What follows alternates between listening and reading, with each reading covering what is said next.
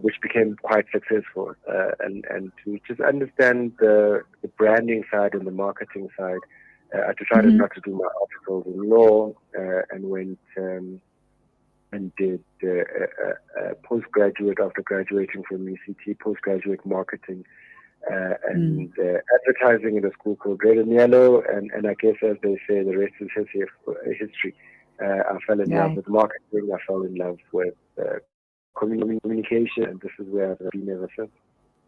So a bit of a detour from studying law and being essentially a lawyer to going into creative space. But when I look back, I've always been a creative, which is that in the environment that we grew up in, it wasn't easily understood.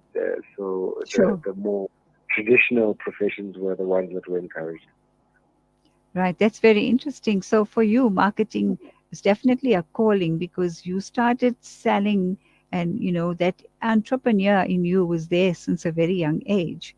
And even if it was selling tops, which is what I've learned about you, that's very, very fascinating. And it's almost as if you were just led in that direction. That brings us to today and talking to you about your success. So tell us about that young boy that always felt that I needed to make a little penny out of the day today. It must have been very wholesome for my mom. I used to sell everything. I used to barter everything. I mean, she'd see me with new shoes, and I was like, "No, I swapped those ones and got an extra, a couple of brands, and I took his old ones." So I was always fascinated with the way the economy works. I was always fascinated by making money, especially in two different economies. Now, how we grew up was that we'd wake up in a township, which is a totally different economy, and go to what was called then your Model C schools in the suburbs. So, I saw that as two distinctly markets. There's certain chips and certain things that you can get in the township that you couldn't get in the urban areas. So I used to transport there. I remember I used to sell spin tops, which I could get from a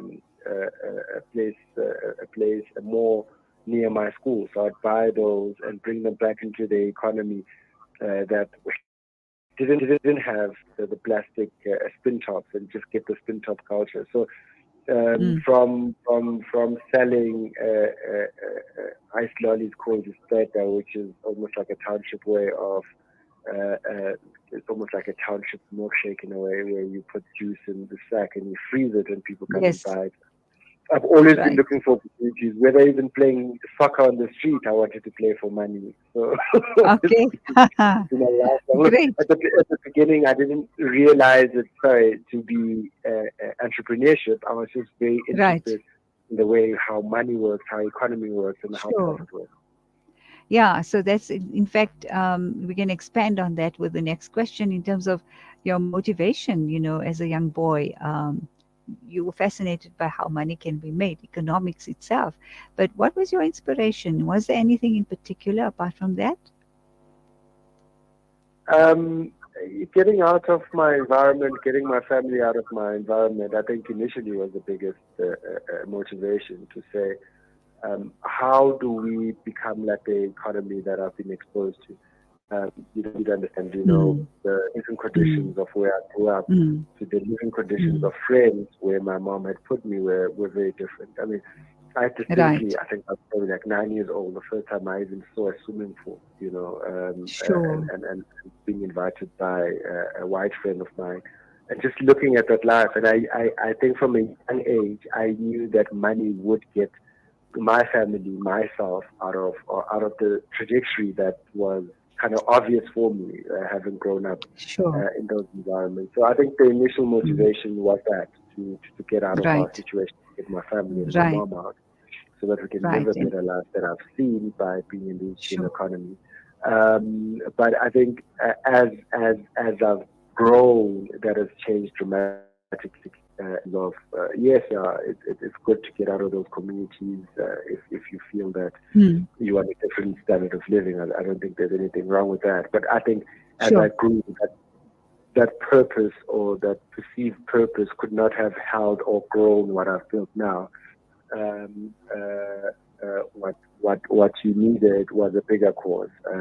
And that's what we've established, a cause to change lives, a cause to grow an industry where people of our skin color and history have not really taken center stage, to make an impact in the world, to make a change in the world, and to create beautiful work. So it's changed a lot from how it started, but it literally started in its infancy as a teenager, to say, how do I make money to get better, better house, better car for my mom, better living conditions. So it started from that, basically. Right. Well, it's from that, but if I had to trace back, those were the initial motivators for me doing what I did. Yeah, from what I understand, what you're saying is that, of course, you needed to improve your life, and in doing so, you've managed to now improve the lives of many others, because you've been witness to the gap, the big gap between the rich and the poor, so to speak, and lived it. So when we come back, we speak to our guest and see what he says about changing and making a bigger impact in the world through his agency, and of course the passion that he has on business and entrepreneurship. Rejuvenating media day by day. This is Salam Media.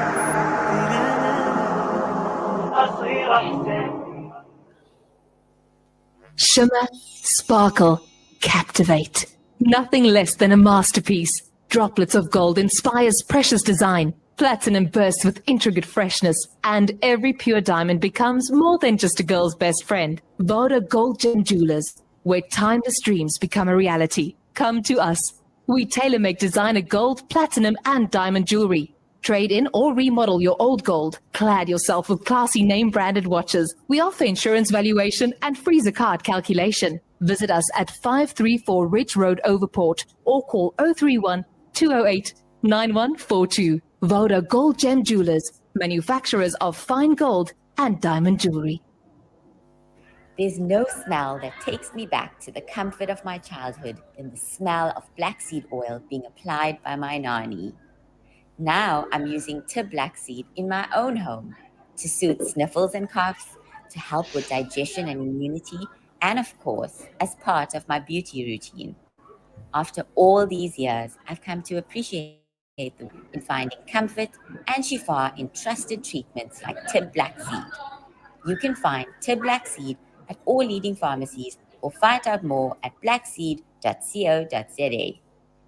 Injuran Boys College is an independent boarding and day school situated on the N1 highway in Polokwane in a picture-cure and tranquil farm-style setting. We encourage intellectual and emotional development through a holistic learning environment. We follow the NCS CAPS curriculum and house boys from grade 5 to 11. We also have a boarding facilities. Injuran College is a safe haven and a home away from home. We focus on building morals, ethics, and grooming our boys to become responsible citizens. We offer the opportunity to be awarded 75% sponsorship of boarding fees as well as discounts. It is registered with the Department of Education and Omalusi accredited. Our other schools include girls' boarding school in Zaneni and a boys' school in Palawura. For more information, contact us on 082-491-4043 or 078-452-6264. Follow us on Facebook or email us on polokwane@injurancolleges.co.za.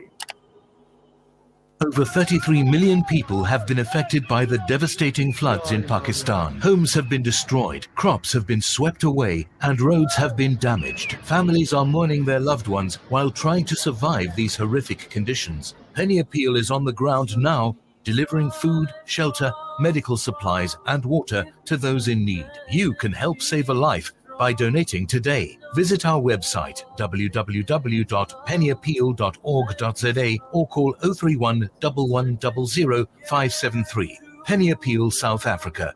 Small change, big difference. When the perfect blend of stylish decor, exquisite halal cuisine, and hospitality come together, it could only mean Al Bayt Lodge, your true home away from home.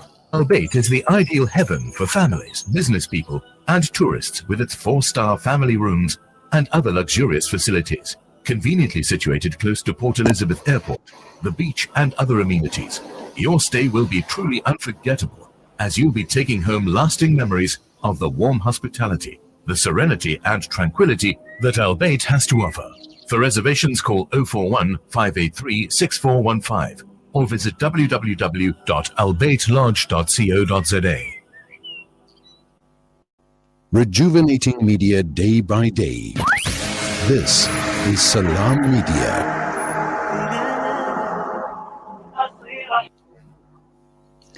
Welcome back, Veli. When one speaks of the your business, which started with a 2,000 rand startup capital, and this 5-year-old agency has a turnover of more than 60 million rand a year. Take us through this journey of yours. Okay, no. That's been such an amazing journey. We've progressed a bit from even the turnover and the years. We're celebrating 10 years this year, which makes great. us which makes us very happy, and we've progressed quite nicely even in the turnover that we are doing. We are now close to 180 people across 3 cities, Durban, Cape Town, and with our headquarters here. So we've grown quite a lot, to be the biggest black-owned. But for us, we've got big ambitions to expand in the rest of the continent. We were lucky enough to win a global client in the name of Techno, which is a Chinese cell phone giant, which we should work for across the world in different markets. So our ambitions are even to go beyond. So it's been like I think when people look outside, they see almost like the romantic view. It's been tough, to run a business. Even for a year is tough, especially with the different conditions that have been happening.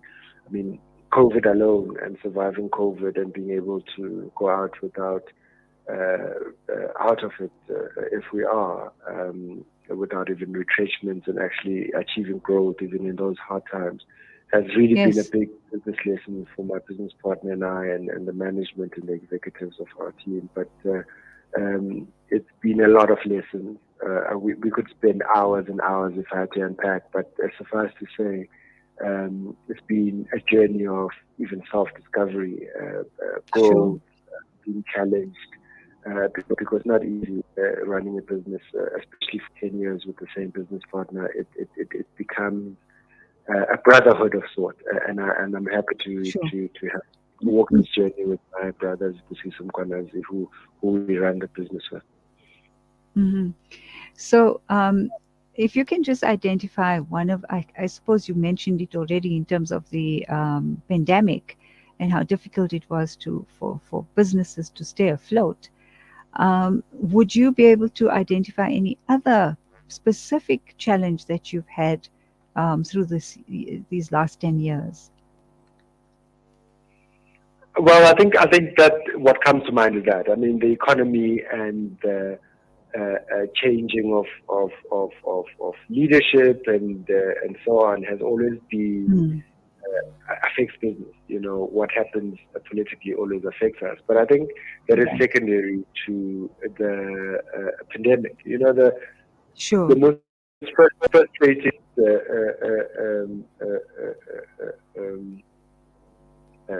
difficult part about it is that you couldn't plan for it. Now, business is based on plans, it's based on strategies, and because we didn't know what was going to happen or when it's going to end or how it's going to affect us and even our resources and then people that we work with, and whether it's staff, whether it's clients, because it was such a personal effect on the people that we worked around with. It was difficult. So you had to really dig deep into your humanity. And I mean, remember the one lady that was head of finance in one of our clients had passed away. So as much as we wanted to get paid, you needed to reach deep into your empathy and actually understand what those organizations have done. I mean, being paid on time might be a priority for you as from a functional level, but you had to really dig deep as a business person to be empathetic, to say, there's been a couple of deaths, especially in the bigger organizations. What does this mean? What is the fear? So we had to really dig deep into our humanity, and not just as business people that want the means to an end, which is the profit, but to be sensitive around what the environment was Right. doing to affect the lives of the people that are even our time. So that was the most difficult thing to balance. You need to pay staff to these organizations that you're dealing with are going with through very personal loss at a very threatening and large scale. So it really hopefully made some business people better human beings and understanding the human condition as they chase profit. Right. Well, I said there because in terms of getting in touch with yourself, you said a lot of your journey has been that of self-discovery, and being up there in the business world, sometimes you lose focus. So I think it has managed to ground, well, yourself as you speak, but many others during the pandemic. And I think to maintain that post-pandemic is important as well. So as you grow in different directions, I suppose. But now when you talk about your agency itself, it's a marketing agency. Where did you start? How did you conceptualize this concept and take it to where it is today? Yeah, well, originally we had seen a gap in the market. We saw an industry that doesn't understand the majority market or the main market, which is Black people, and we saw advertising that wasn't connecting or resonating. So we saw a gap in the market. We saw a gap as digital rose. So we started an integrated agency. And Avatar, the meaning of the name, and Avatar is a representation of self online. So bridging these worlds at the beginning of the agency, from an online to an offline, and integrating that from a singular brand strategy and creative was paramount to what we did. So it started. Most business that end up being successful have to start from a need in the market. Most businesses that start to be like other businesses, I find that have got a limited, depending on what the business is. But I find that unique businesses that find an actual need for the market. So we found that need, and the brands resonated. And in the first year of our operation, that is 10 years ago now, we won Fox International client channels, the continent. We won National Geographic. We won PCX, and those were very good starts for us for an agency. But it was based on the insight of saying, here's a market that is big and is growing, and how can you find an agency that can tap in and really be insightful enough to market and connect to that market. So it gives you the agency creation arose from that. Mm-hmm. So in terms of, I see quite clearly that there's very much a very creative side to what you've done. And of course, there's the intellectual side as well. You have to apply both. But in this case, there seems to be this very strong creative side that comes through. And, when one speaks of capital and young people who are wanting to start businesses would turn back and say, well, I don't have the capital. What advice would you give them? Because you started at a very minimal amount, if I'm correct. And, then I think that's when the creative side is actually more apparent than using the real, profit and loss kind of analogy. Well, yeah, you're a bit wrong in that. I think it's Einstein. Really? That said creativity is intelligence having fun. So creativity is probably the most intelligent output. It's the same thing. Is that what we're saying? Yeah. So that's big. I speak a lot about the creative economy. I speak a lot about the potential of the creative economy we seem to be a bit back in terms of what makes money for us as a country. We're still very much reliant on resources. And that's why you find that you need a very high skill to mine and a high skill to understand that sector that is actually leading our growth. Now, if you look at places like Hollywood, America as a whole is based on commercializing the creative culture. The fact that if you open most radio stations now, you won't learn this without hearing an American song, and even globally as you travel, shows how they've exported their culture to different worlds through creativity, the movies and so on. So for me, I always say, especially for young people, if government, if the people in charge had to invest even more in the creative economy, we would have less youth unemployment, because unlike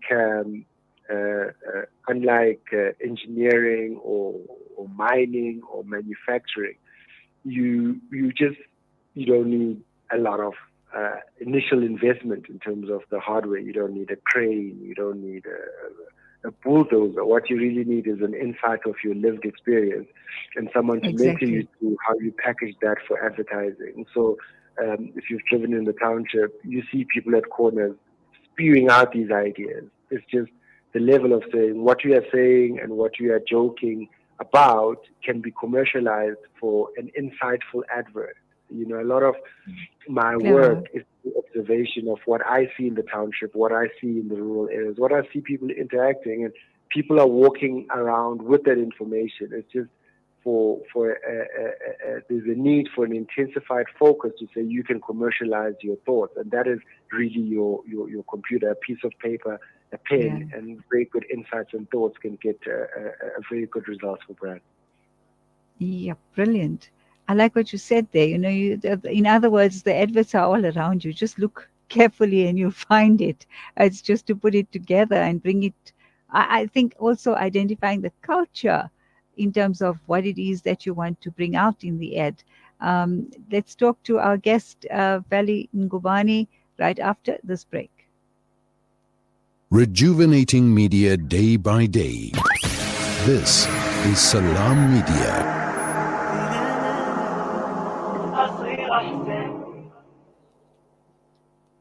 Discover the Africa of your dreams and surround yourself with spectacular beauty. Relax beneath her serene sunsets and explore wildlife at its natural best. It's where the pride of Africa comes together. The Kwantu Private Game Reserve. Get to know the Big Five or cruise on an elephant safari game drive. Interact with lion and tiger cubs and enjoy world-class halal cuisine while we pamper you during your 5-star stay. Indulge in the true African experience. For reservations, call now on 042-203-1400 or visit kwantu.co.za.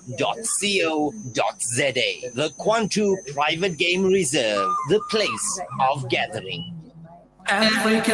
Did you know a sponsored water well and borehole allows children to go back to school, empowers communities, and is a means of sadaqah jariyah? There are many villages in Africa and Afghanistan with a need of water wells and boreholes. Sponsor a water well in Africa at 14,500 rand, or a borehole in Africa and Afghanistan at 49,500 rand. Call Africa Muslims Agency on 011 834 8685. Africa Muslims Agency. Africa Muslim inspiring the spirit of giving. You know, it's a wonder how kids get anything done these days. With all the distractions, when do they ever get time to study? As a mother, all I can really do is make sure they have all they need to perform at their best. That's why I choose to include Sunfoil, triple refined pure sunflower oil with every meal I make.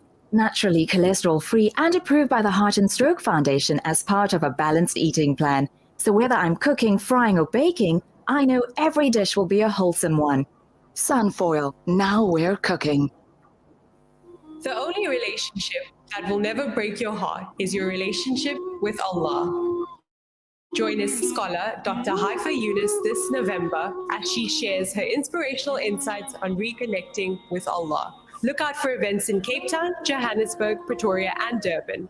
All proceeds go towards Islamic relief projects supporting orphans and vulnerable children. Reserve your seat today. Visit islamic-relief.org.za or call 0800 111 898. Rejuvenating media day by day. This is Salam Media.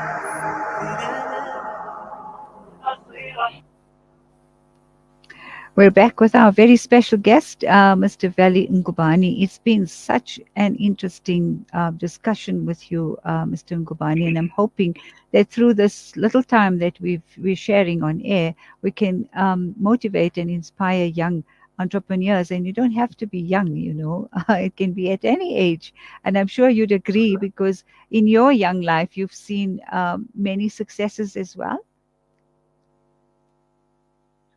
Sorry, in terms of the people in business? Yes. No, definitely. I don't think there's an age limit to ideas. I don't think there's an age limit to reaching any form of success. There's a lot of cases where people started even after their corporate lives and answer to that entrepreneurial side. So I don't think it's privy to the young or privy to the old. Anyone with a good enough idea and a good enough work ethic can get success. Mm-hmm. So your support structure around you, what would you say is what actually gets you going every day? It's God. I have the biggest support structure in God, and I have a big support structure in my faith, and I think that's paramount in the difficult times. I think humans can come and go.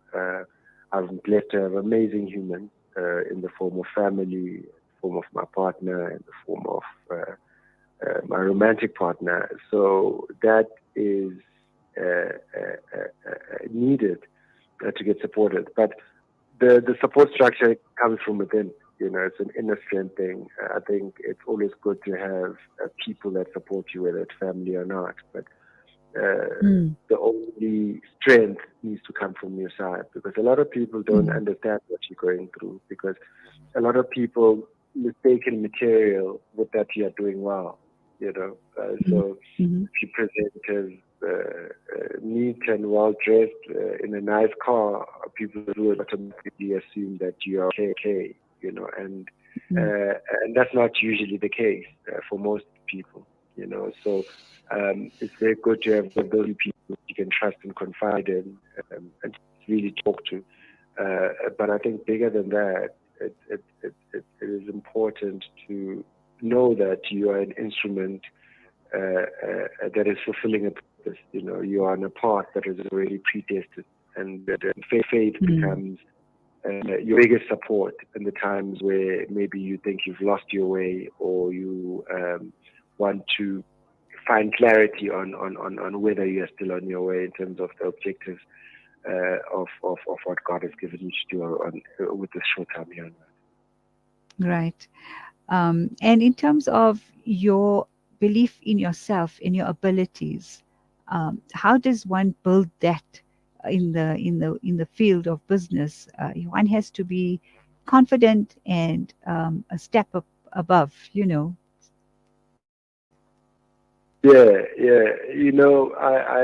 I used to have it the other way around for a long time. I thought that you should concentrate on your weaknesses. Right.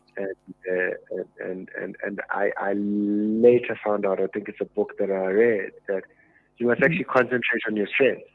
And if you concentrate on your strengths, you'll make enough money to hire the people that will substitute your weaknesses, because what you have is your strengths. And if you develop your strengths, you might be a bit lopsided, but if your strengths are really good enough, you'll be able to get either a business partner or an executive that will help you with that. I was frustrated at the beginning of my career. I'm not very organized when it comes to admin and things like that, and I always spent a lot of time concentrating on that.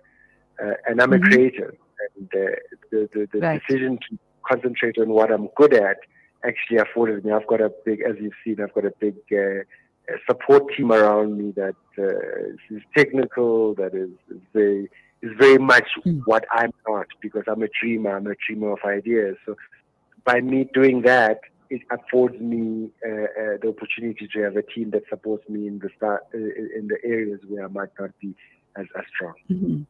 Right. And so how do you formulate your vision and execute it? The vision comes, as I say, I'm a praying person, so there's a lot of visions that come like dreams to me in terms of where we need to go, and even the name Avatar and what we need to do. But I've been blessed to have a business partner that's very pragmatic. So I'll come up with an idea of, I think we should do this, and the type of thinker that's okay, cool. To get to this destination, this is what we need to do. As I say, the Africa plan has always been there, and a lot of people think that maybe the destination that we thought of was being the biggest black-owned advertising agency group in South Africa. We actually didn't even set that out as a vision. It's just something that happened by default. But what we want to do is have an agency network in Africa for Africans by Africans. We want to have a global player where we have offices internationally and presence internationally to introduce those foreign brands into African soil. So it's working towards a vision that scares you, but having a plan to go there. And really, what I've learned is just do good work. A lot of the work that we win is through our past work. We're a very visual industry, so you're as good as your last advert. When people see the work that you've done, people are more likely to be convinced to brief you on other work. So just remain excellent as you go towards your vision, because a lot of people, their vision overwhelms them. But every day you live your vision. Every piece of work that you get out is part of contributing to your vision, and that's what is important. Mm-hmm. Right. Well, because we started a little late, we just have to fit in some adverts. So we'll do that quickly and then go back to our very special guest, Mr. Veli Ngubane. Rejuvenating media day by day. This is Salam Media.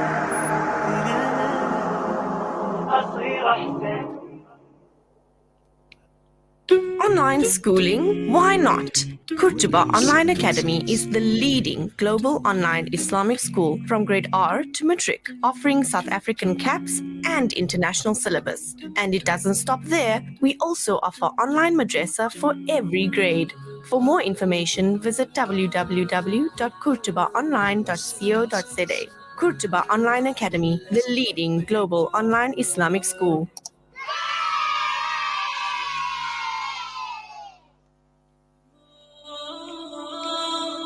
Decades of war, devastating drought, and economic collapse have pushed the Afghan people to the edge of survival.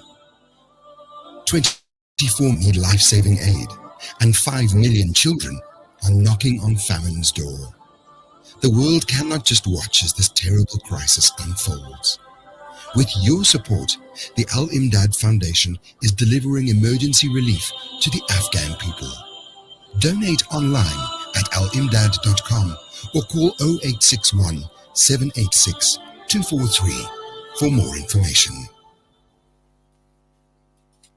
With so many investment options today, it's only natural that you might feel a little confused which route to take. Should I buy shares or should I invest in gold bullion?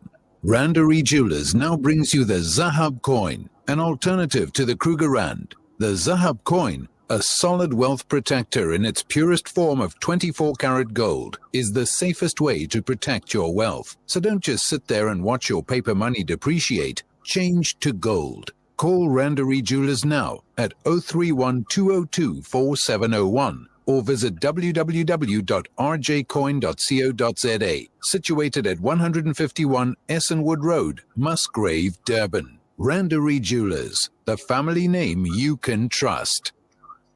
Over 33 million people have been affected by the devastating floods in Pakistan. Homes have been destroyed, crops have been swept away, and roads have been damaged. Families are mourning their loved ones while trying to survive these horrific conditions. Penny Appeal is on the ground now, delivering food, shelter, medical supplies, and water to those in need. You can help save a life by donating today. Visit our website www.pennyappeal.org.za or call 031 1100 573. Penny Appeal South Africa. Small change, big difference. Rejuvenating media day by day. This is Salam Media.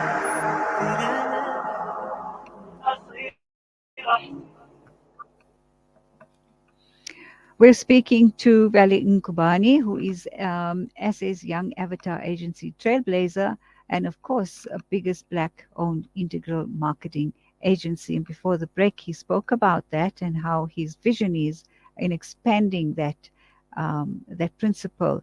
Also, Veli, if we may just go back to what you said earlier in our interview on the impact that you want to have in terms of your business, not just in capital success, if you like, but of course societies, because you grew up in an environment that was socioeconomically challenging.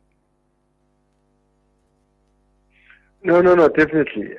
I think it's necessary to have examples of success in different fields so you can use them as reference. When we grew up, we didn't know even any race, successful creatives. So even when you had to conscientize your parents or ask your parents that you want to be a creative, the answer was no, and you were discouraged because we had seen successful lawyers as examples in our communities. We had seen successful doctors as a way out right. to the poverty, and you hadn't seen successful creators, and that's why every opportunity I get to go into those communities and show them that you actually can make a living using creativity, and to convince parents so that when they want to become creative, they've got a point of reference as saying, the guys at Avatar did it, and we want to do it better. Veli and Z did it, and that's our point of reference. And that for me is a big thing, and that's why I'm involved so much in the education space with Red and Yellow. Right.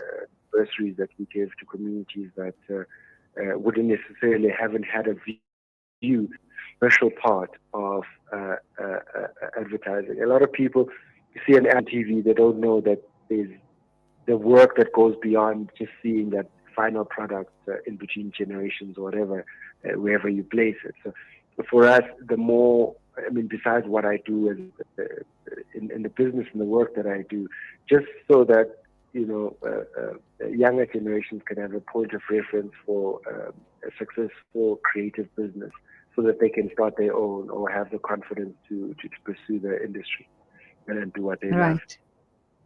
Right. Do you think that there's a lack of support for entrepreneurs in South Africa? So there's a lack of, I missed you there? Support for entrepreneurs, yeah. No, definitely. Look, I don't think purely a South African condition. I think governments, investors need to be very intentional about supporting entrepreneurs. Now, because the failure rate in entrepreneurship is so high, and because it's so many variables that lead to a successful business idea, you find that even our own, we don't have enough venture capitalists in this country. We don't have organizations that will take a risk on entrepreneurs. We don't have structures that support entrepreneurs in a meaningful way, because you find that structures aren't run by entrepreneurs. So it's very difficult for someone who hasn't been an entrepreneur or hasn't reached success as an entrepreneur to understand entrepreneurs, because by very nature, entrepreneurs are meant to come up with something very different. And, in a society where people want to conform and want to be like other people, you find that it's not well understood or supported. And we don't have places like they've got Silicon Valley, where entrepreneurs can gather and it can become the hub of innovation. So there's a lot of work globally to do in supporting entrepreneurs, but I think more so in third world countries like ours. Right. Developing. What is the new term? Developing countries. Sorry. Right. Some people are offended by, we're not good enough there. So we're developing. Let's give it a politically correct definition. All right. So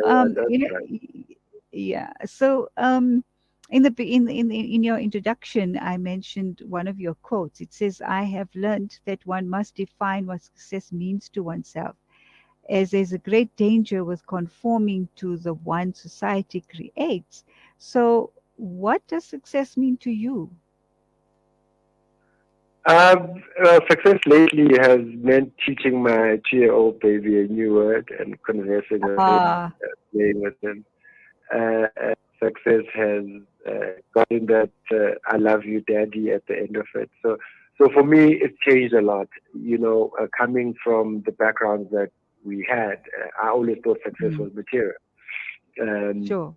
And you find that when we were blessed enough to get these cars and get these houses and get whatever we thought we would fulfill us and make us become successful, you found that very shallow and very empty.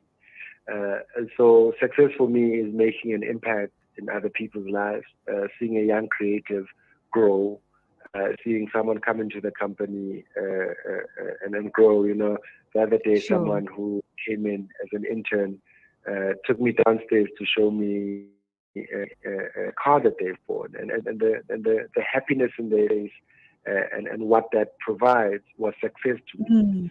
Opening up opportunities for more people to define their success, no matter what it is, whether it's buying a car, whether it's buying a house, whether it's getting married, whatever you define success is. But for me, the way how I've positioned success is making a difference in another person's life, a life-changing difference in a positive way, and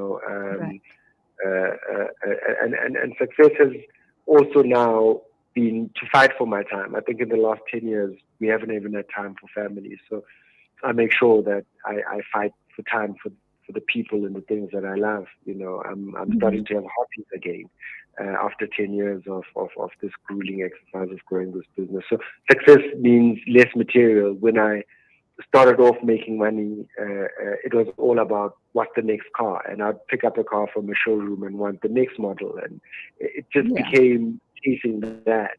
And I think as I'm growing, I'm realizing that success means something totally different. Not to say having a nice car is not a good thing, but it shouldn't be the angle and focus of your happiness.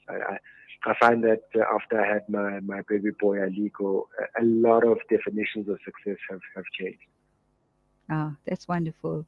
So I think it stands out quite strongly when you say that there's a danger in conforming to the one society creates. So conforming is not something that we should subject ourselves to, and I think you've done that quite clearly in your life experience and specifically in your journey of success.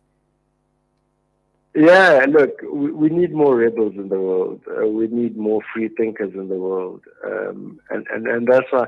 I mean, a friend of mine was saying to me, when I choose to travel, I don't travel your typical countries. I want. I've just returned from Dubai and Abu Dhabi, and I've traveled the continent quite extensively. So you need to be influenced by different cultures. You need to be influenced by different religions or understandings of the world to actually understand the world. So for me, a narrow definition of success is what is pushed down even in the media that you consume. You look at the movie, they defining success for you. You look at a board or any piece of communication, they are defining what success should be to you. When in real fact, success is what you want. If you want to stay next to a river and fish, and success is catching a fish that you eat every day and that makes you happy, that is success. So it is time for us to relook what society has created success as. because those type of pressures Indeed. start eating away at you when you realize that is actually not the success that you want as a person. You find yourself Indeed. In a place where you are looking for more, and a lot of people get frustrated when they Right. think that the success that has been defined by society is what they want, only to reach it and realize, maybe this is not what I want. Maybe I just want to play in the park with my dog, and that's success. Right. Indeed. Well, I think it was a wonderful note to end this interview on. It was just a pleasure speaking to you this morning, and I hope we have another opportunity to share more and to learn more from you, and we wish you every success from Salam Media. Thank you so much for your time this morning, Mr. Ngubane. So I missed you there, but thank you so much for inviting. I really enjoyed this. I mean, it's a market and a media that I haven't spoken to, and I want the word to get out there. I want the world to say you can dream anything. I mean, if me, a rural township boy from KZN, can come and shake up an industry like we have been doing, continue to have bigger dreams, I think anyone can do it with enough focus and hard work. It's not a privy to some people. Success is all there if you really focus and you use your best skills to achieve it. So all the best to all the listeners, and thank you so much for inviting me. I really had a wonderful morning, and apologies for the technical difficulties at the beginning. That's fine. Thank you very much once again. All the best. Have a good day. All right, same to you, Shab. Thanks. Bye. All right. When we come back, we speak to Fatima Zahre. She is speaking to us on the country, westernmost country in the Maghreb region of North Africa. And that is, of course, the beautiful mountainous Morocco.